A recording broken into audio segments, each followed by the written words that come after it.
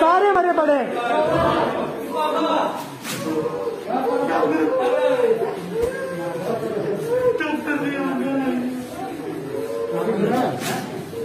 क्या हुआ? इनके जो अटेंडेंट बैठे हैं आप अंदर जाते हैं, गेट बंद कर दिया।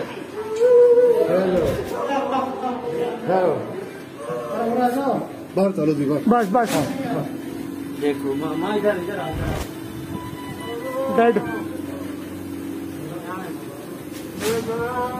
डेड सब ऐसे ही पड़े रहे, सब भाग लिए। ना मेडिकोज में कोई है, यहाँ कोई नहीं है, इधर कोई नहीं है, ना डॉक्टर है ना कोई है, और ना रिसेप्शन में कोई है,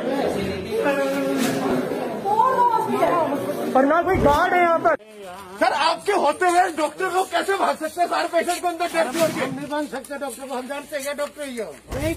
यार कोई क्राइम करके जाएगा, आप रोक नहीं सकते उसको। लिख रखिए क्या गरम नहीं भाई साहब, जिसके घर से 2 बंदे जाते हैं ना उसको पता होता है गरम या ठंडा। आपके होते हुए कैसे जा सकते हो?